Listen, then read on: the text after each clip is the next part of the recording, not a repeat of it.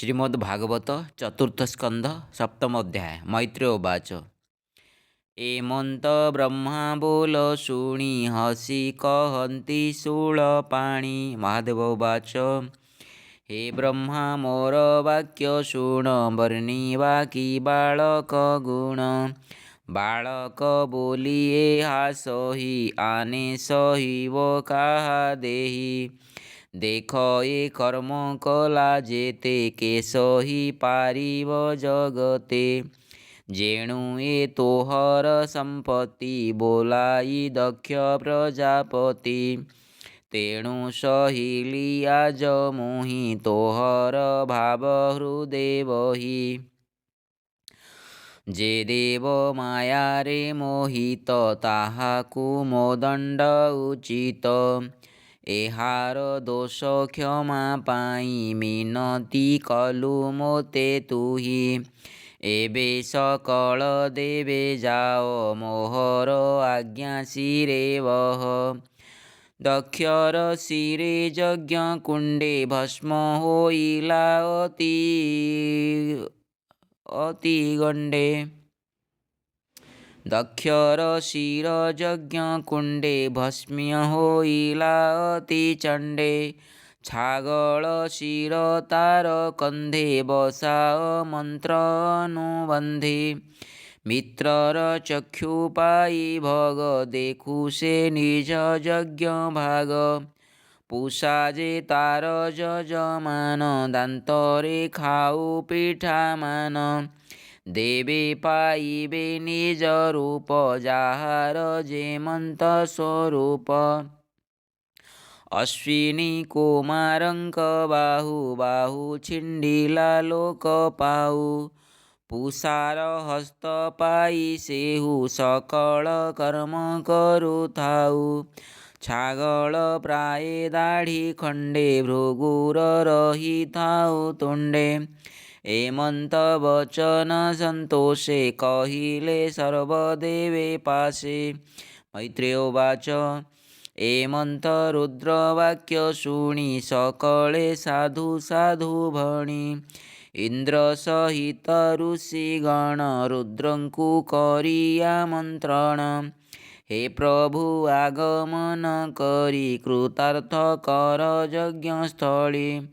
तदन्ते देव देवराज यज्ञशाला कुहेले सज। ब्रह्मा सहिते नारायण संगते मिली देवगण। मिलिले यज्ञशाले जाई सकले आनंदित होई। रुद्रंकु बसाई आसने तक्षणे शिव सुप्रसन्ने।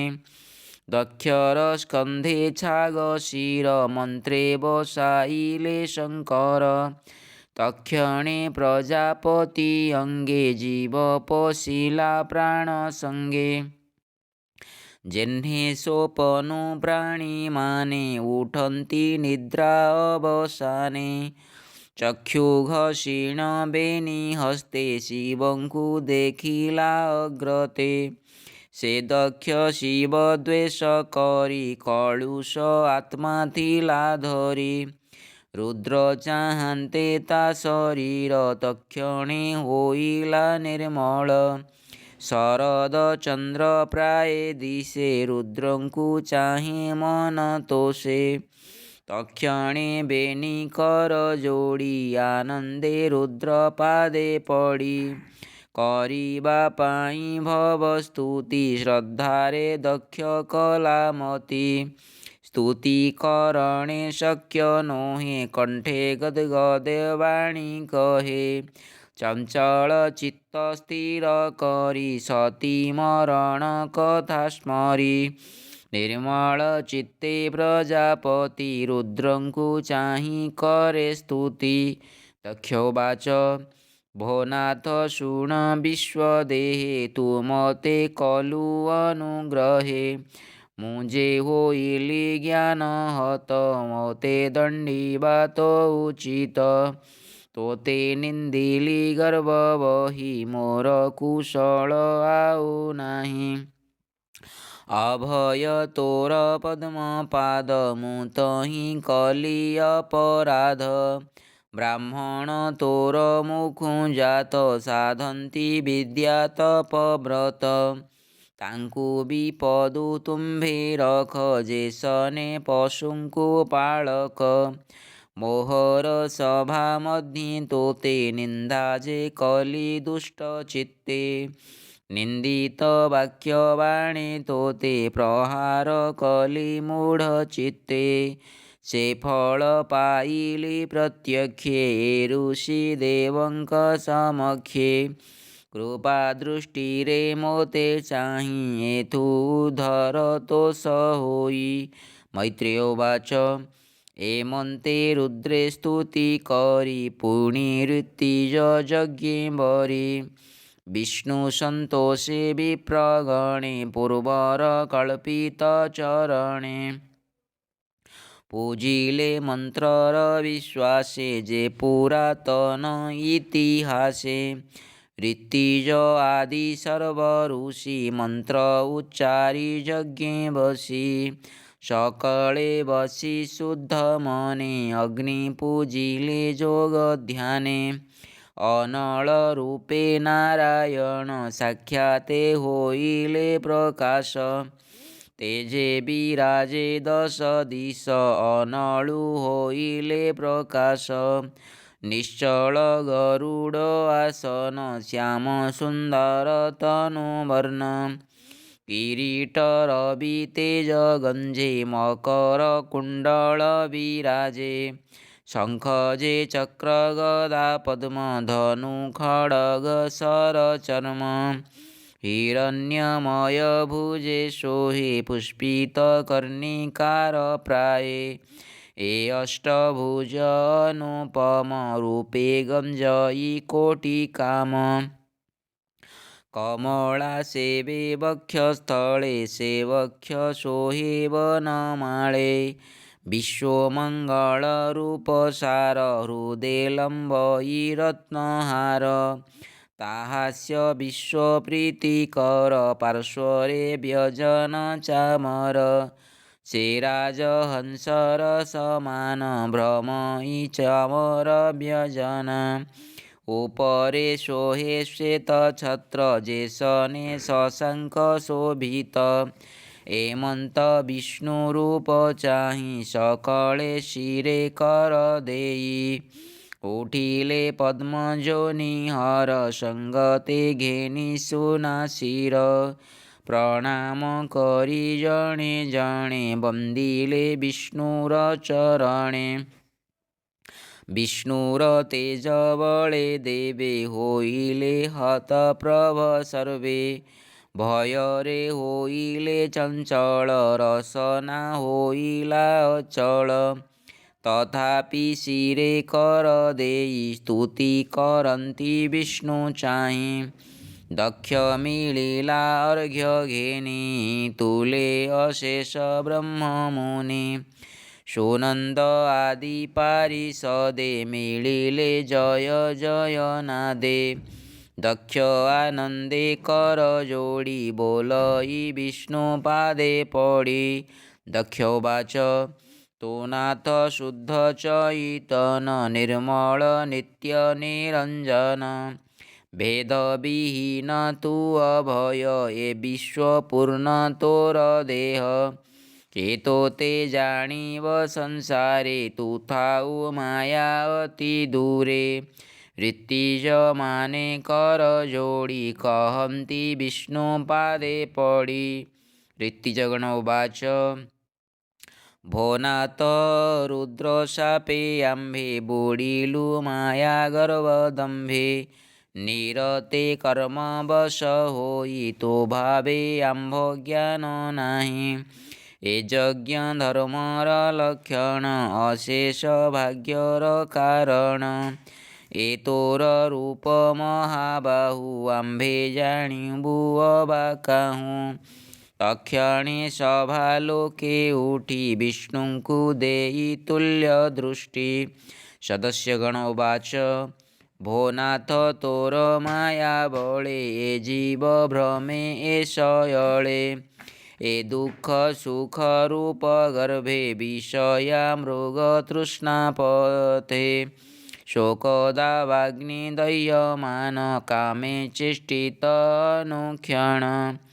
निरते चिन्ते आत्मा सुख उद्धरिधर पद्ममुख रुद्रोवाच तोरचरण भगवान आशिष फळे मुनिजन अखिल कामे अनासक्त आदरे पूजन्ति निरत से पाद पद्म चित्ते धरि तुमे जगत मुसंहरि वर्तयितो चरण आशे निरितरहि संतोषे भृगुवाच भो नाथ तो माया गहने ब्रह्मादि जेते मुनिजने अज्ञान अंधकारे थान्ते तोर महिमा न जानन्ति तोर चरणे जे प्रणत तात्मबन्धु तु नियत तोर चरणे मो प्रणाम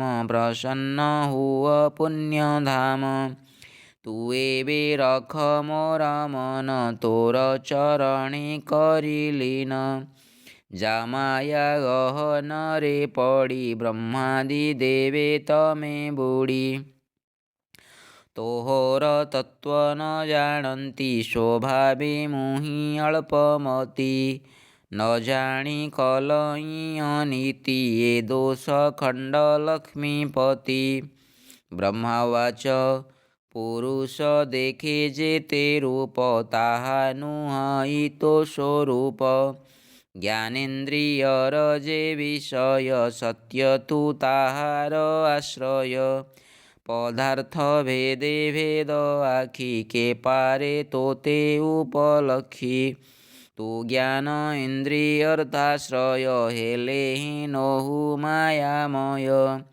मायार बसे ज्ञान धाई तोते जानिबे अबा काहि इंद्र हरस चित्त होई कहन्ति विष्णु मुख चाहि इंद्रोवाच हे विश्वभवन मुरारी तुझे आनंद बपुधारी सकल प्राणी मनोहर भोनाथ तोहर शरीर ए जे तुम्भर अष्टकर ए दिगपालंक शरीर ब्राह्मण पत्नीगण उवाच ए यज्ञ तोर यजनार्थे सृजिले ब्रह्मा ए जगते केवल विधि अवहेळे रुद्र रूपरे यज्ञशाळे दक्षकु देलु कर्म फल नाशिलु ता यज्ञ सकल एबे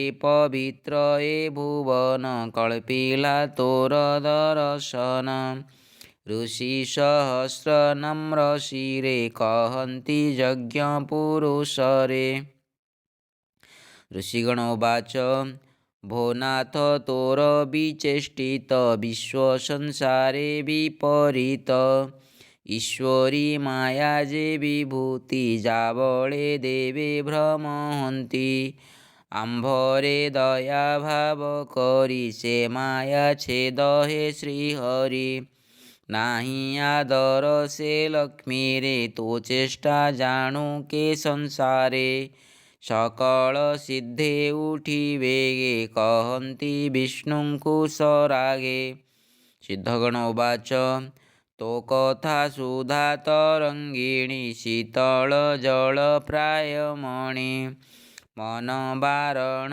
तृष्णाकूले प्रवेश होई शीत जले नस्मरे क्लेश दावानल तोर प्रसन्ने आदिमूल दक्षपत्नी उवाच भो नाथ तोर आगमन आनंद कला मोर मन तू लक्ष्मीकांत सुधा निधि सकल संपद प्रसिद्धि तो बिनु एहि यज्ञ घर भोनाथ नदी से सुंदर कियवा देवा पटांतर कबंध प्राय छिन्न शिर କାନ୍ତା ସହିତ ପରାତ୍ପର ତେଣୁ ଆମ୍ଭଙ୍କୁ ରକ୍ଷା କର। ତୁମ୍ଭର ବିଜେ ହେଲା ଯେଣୁ ଏ ଗୃହ ଶୋଭା ପାଏ ତେଣୁ। ଏକଥା ନୁହଁ ବିଚିତ୍ର ତୋ ନାମେ ଜଗତ ପବିତ୍ର। ତୁ ଦେବ ଦେବଙ୍କର ଇଷ୍ଟ ସର୍ବନିୟନ୍ତା ତପି ଶ୍ରେଷ୍ଠ। ଲୋକପାଳଗଣ ଉବାଚ ଆମ୍ଭର ଦୁଷ୍ଟ ଗ୍ରହ ଦୋଷେ ତୋତେ ଦେଖିବୁ କାହୁଁ ଦୃଶେ। ତୁ ଦ୍ରଷ୍ଟା ସକଳ ବିଶ୍ୱର ଇନ୍ଦ୍ରିये ନୋହୁଁ ତୁ ଗୋଚର। ତୁ ଷଷ୍ଠ ପଞ୍ଚଭୂତେ ବସୁ ମାୟା ସ୍ୱରୂପ ତୁ ପ୍ରକାଶୁ। ଅସତ ଯାହାର ଇନ୍ଦ୍ରିୟ କାହୁଁ ଦେଖିବେ ତୋର କାୟ। ବିଶୁଦ୍ଧ ଯାହାର ମାନସ ତାହା ନିକଟେ ତୁ ପ୍ରକାଶ। ଯୋଗେଶ୍ୱର ଉବାଚ ତୁ ବିଶ୍ୱ ଆତ୍ମା ପରଂ ବ୍ରହ୍ମ ଶୁଦ୍ଧ ଚୈତନ୍ୟ ତୋର ଧାମ। ଯେ ତୋତେ ଅଭେଦେ ଦେଖଇ ତାତହୁଁ ପ୍ରିୟ ତୋର ନାହିଁ। ଜଗତ ସୃଷ୍ଟି ସ୍ଥିତି ଅନ୍ତ ତ୍ରିଗୁଣେ କରୁଆ ତ ଜାତ। ଭୋ ନାଥ ତୁମ୍ଭ ଦରଶନେ ଆମ୍ଭେ ଯେ ତୁଷ୍ଟ କଲୁ ମନେ। ଅଷ୍ଟାଙ୍ଗ ଯୋଗେ ଧର୍ମ ସାଧି ଲଭିବା ପାଇଁ ଅଷ୍ଟନିଧି। ସେ ପୁଣି ତୋର ମାୟା ବଳେ କେମନ୍ତେ ଧରିବା ନିଶ୍ଚଳେ। ତୁ ନାଥ କରୁ ଯେବେ ଦୟା ତେବେ ବଞ୍ଚିବୁ ତୋର ମାୟା। ନିର୍ଲେପ ଜ୍ଞାନ ସର୍ବବ୍ୟାପୀ ତୁ ନାଥ ନିରଞ୍ଜନ ରୂପୀ। ତୋହର ମହିମା ଅପାର ତୋ ପାଦେ ଆମ୍ଭ ନମସ୍କାର। ବ୍ରହ୍ମା ଉଷତେ ବିଷ୍ଣୁ ଚାହିଁ କହନ୍ତି ଶିରେ କର ଦେଇ। ବ୍ରହ୍ମା ଉବାଚ ତୁମ୍ଭେ ଯେ ଆଶ୍ରୟ ଜୀବଙ୍କ ଧର୍ମାର୍ଥ ଉତ୍ପତ୍ତି କାରକ। ଆବୋରି ତୁଜେ ସତ୍ୱଗୁଣ ଧର୍ମ ପ୍ରକାଶୁ ଭଗବାନ। ତୁହି ନିର୍ଗୁଣ ନିରାକାର ତୋ ପାଦେ ମୋର ନମସ୍କାର। ଯେଣୁ ମୁଁ ତୋ ତତ୍ତ୍ୱ ନ ଜାଣେ କାହୁଁ ଜାଣିବେ ଦେବଗଣେ। ଅଗ୍ନି ସ୍ପର୍ଶରେ କର ଦେଇ କହଇ ବିଷ୍ଣୁ ମୁଖ ଚାହିଁ। ଅଗ୍ନି ଉବାଚ ଯାହାର ତେଜ ବଳେ ମୋହି ଅନଳ ରୂପେ ଯଜ୍ଞେ ଥାଇ। ଘୃତ ଆହୁତି ପଞ୍ଚବିଧେ ମନ୍ତ୍ରେ ନିବେଦିଏ ସମେଧେ। ତୁ ଯଜ୍ଞ ରୂପୀ ଦାମୋଦର ନିରତେ ମୋର ନମସ୍କାର। ତୁ ଅଗ୍ନିହୋତ୍ର ତୁହି ଦର୍ଶ ତୁ ଚାତୁର୍ମାସ୍ୟ ପୌର୍ଣ୍ଣମାସ। ତୁ ପଶୁ ସୋମ ପଞ୍ଚବିଧ ମନ୍ତ୍ରେ ପୂଜିତ ତୁ ପ୍ରସିଦ୍ଧ। ଦେବତା ମାନେ ହରଷରେ କହନ୍ତି ବିଷ୍ଣୁଙ୍କ ଛାମୁରେ। ଦେବଗଣ ଉବାଚ ତୁ ନାଥ ପୂର୍ବକଳ୍ପେ ହରି ପ୍ରଳୟ କାଳେ ଗର୍ଭେ ଭରି। ସର୍ବସଂହାରୁ ବିଶ୍ୱରୂପେ ଜଳେ ଶୟନ ଅହିତଳ୍ପେ। ଆମ୍ଭେ ଯେ ତୋର ନିଜ ଭୃତ୍ୟ ଏକଥା ଜଗତେ ବିଖ୍ୟାତ।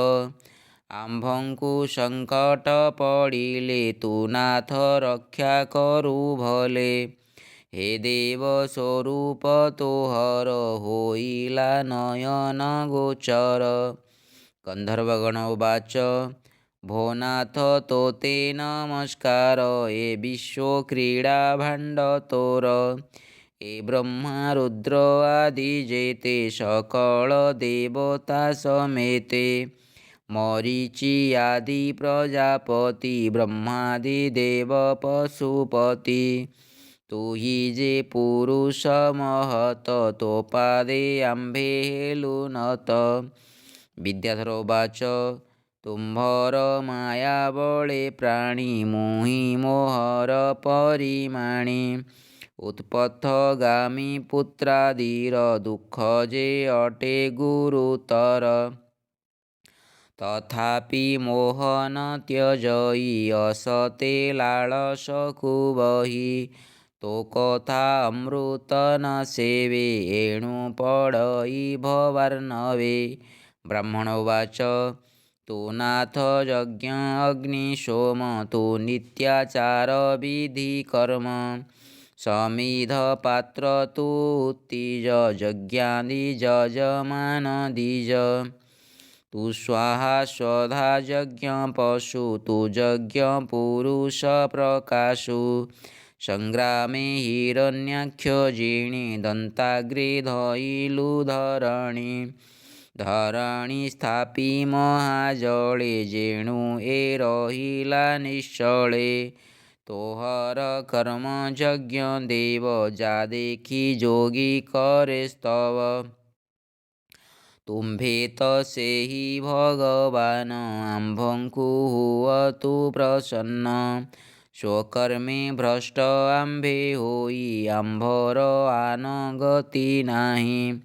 ସକଳ କର୍ମ ସାକ୍ଷୀ ତୁହି ଭୋନାଥ ରଖ ଭାବଗ୍ରାହୀ।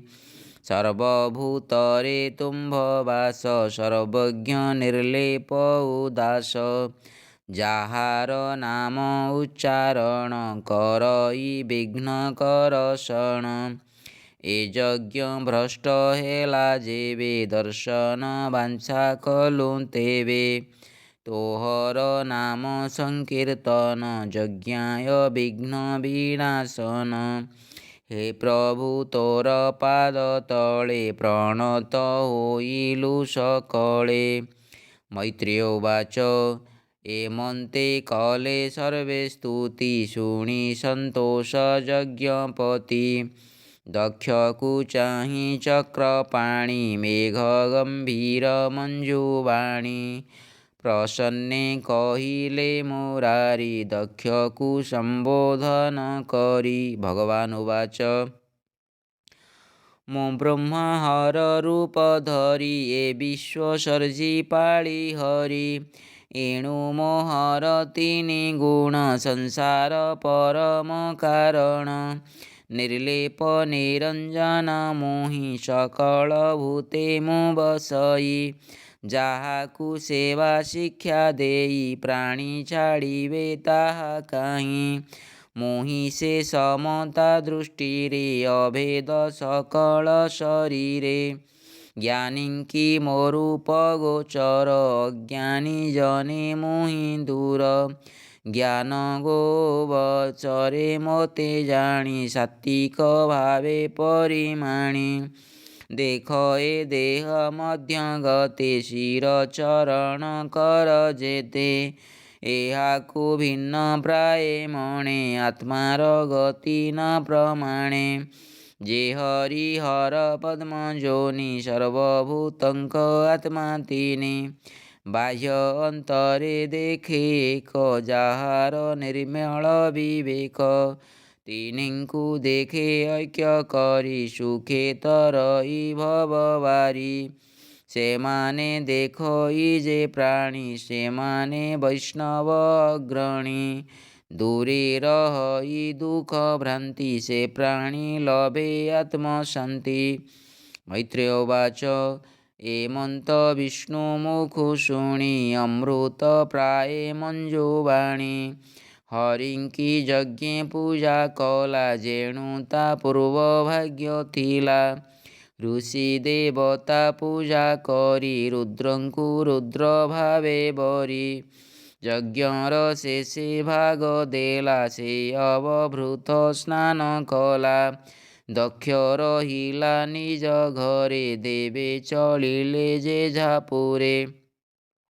ଏବେ ହୋ ଶୁଣ କୁରୁବୀର ସତୀ ଯେ ଛାଡ଼ିଲେ ଶରୀର। ସେ ପୁଣି ହିମବନ୍ତ ଘରେ ଜନ୍ମିଲେ ମେନକା ଉଦରେ। ପୁଣି ସେ ରୁଦ୍ରଙ୍କୁ ବରିଲା ଅମ୍ବିକା ହିମଗିରି ବାଳା। ଏମନ୍ତ ରୁଦ୍ରର ଚରିତ ଯେମନ୍ତେ ଦକ୍ଷ ଯଜ୍ଞ ହତ। ଉଦ୍ଧବ ମୁଖୁ ମୁହିଁ ଶୁଣି ତୋତେ କହିଲି ପରିମାଣି। येणुये विष्णुरचरितभक्ततारणे भागवत भावे कहिली तो अग्रते जेणु तू पचारिलु मोते सर्वसंपद एणे लभे जीवन पडे माया भवे एजस स्मर आयुष्कर शेष जन पापहर जे नित्य ईश्वर चरित कीर्तन करई पवित्र तार संसार दुख नाशे कहिले जगन्नाथे दासे। इति श्रीमद्भागवते महापुराणे पारमहंस्यां संहितायां चतुर्थस्कन्धे दक्षयज्ञसन्धानं नाम सप्तमोऽध्यायः।